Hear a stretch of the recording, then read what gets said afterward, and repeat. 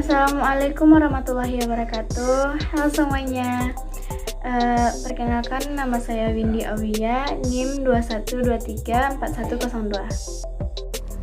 Saya Farul Gustiawan dengan NIM 21234049. Perkenalkan, nama aku Putri Evani dengan nomor NIM 21234094. Perkenalkan, nama saya Fauzialdi, NIM 21234034.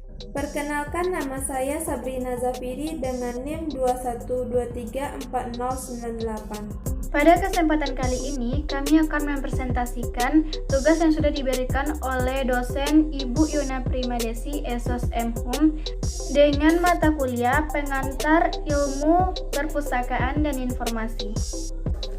Pada kesempatan kali ini, kami akan membahas tentang apa yang sebenarnya terjadi pada perpustakaan Alexandria. Baiklah, presentasi pertama akan disampaikan oleh Putri Yevani. Alexandria didirikan oleh Alexander Agung sekitar tahun 330 sebelum Masehi. Perpustakaan ini terletak di Mesir. Perpustakaan kuno ini merupakan pusat pendidikan dan pengetahuan di seluruh dunia. Perpustakaan yang paling terkenal di dunia ini dibangun di Biblioteka Alexandria. Selain menjadi perpustakaan, ia juga menjadi surga bagi dunia pendidikan dan para pencari ilmu pengetahuan.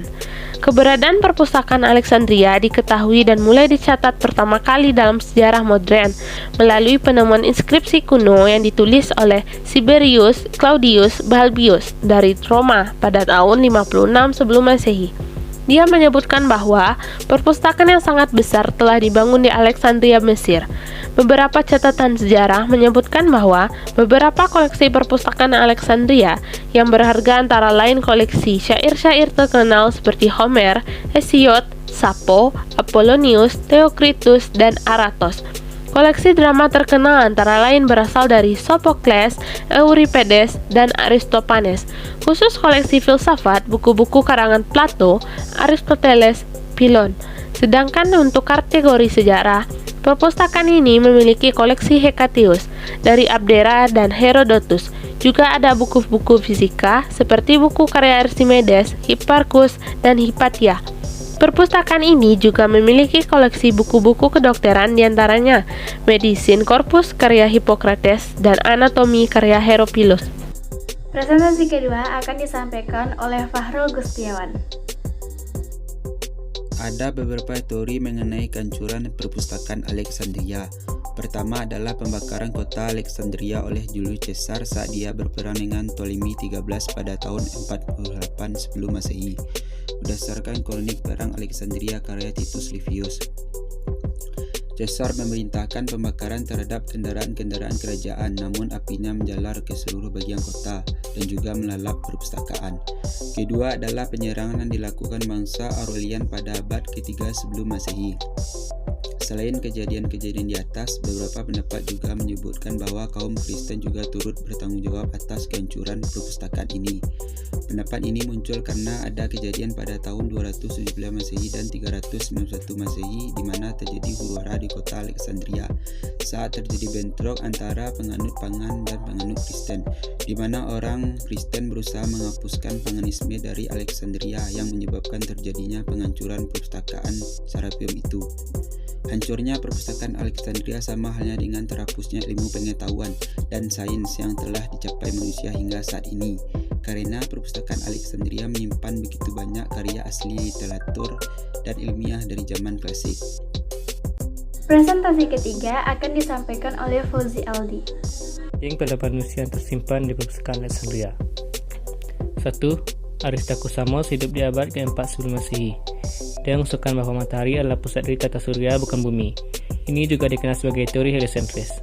2. Ibn al-Haytham atau Al-Hazen hidup selama pergantian milenium terakhir. Lahir pada 965 Masehi, dia menciptakan teori tarik-menarik antar massa atau gravitasi. Pada masa kejayaannya, perpustakaan Alexandria menyimpan jumlah naskah yang tak terhitung dan menarik perhatian dari para cendekiawan besar bangsa Yunani. Telah mengatakan dirinya sebagai penakluk, mahasiswa Aristoteles mengalihkan perhatiannya pada pembangunan sebuah pusat keilmuan yang bermarkas di kota tersebut. Terletak di kawasan kerajaan di kota, perpustakaan Alexandria mungkin dibangun dengan tiang besar Helenistik pengaruh Mesir asli, atau perpaduan keduanya yang tak ada tersisa dari bangunannya. Untungnya Alexandria adalah pusat kapal melalui Laut Mediterania. Ptolemeus ketiga menerapkan kebijakan agar setiap kapal yang berlabuh di Alexandria menyerahkan buku-bukunya untuk penyalinan. Untungnya seorang cendekiawan bernama Callimachus dari Kiren memberikan solusinya, menciptakan buku Pinakes, suatu katalog berisi 120 volume tentang isi perpustakaan, merupakan katalog pertama yang ada. Dan presentasi terakhir akan disampaikan oleh Sabrina Zafiri.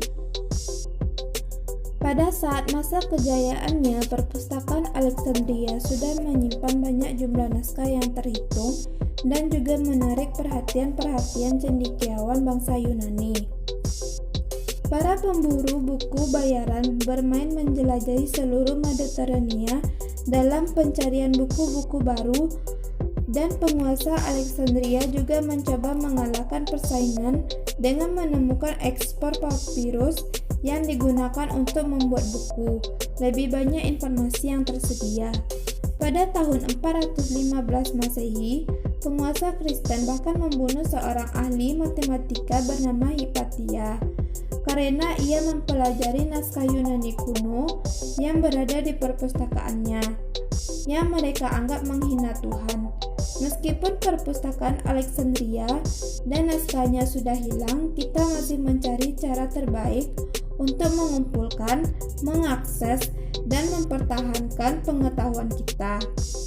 Lebih banyak informasi tersedia saat ini, dan teknologi yang lebih maju untuk mempertahankannya, dengan cara memanfaatkan informasi yang tersedia pada sekarang ini, serta memanfaatkan teknologi yang sudah canggih.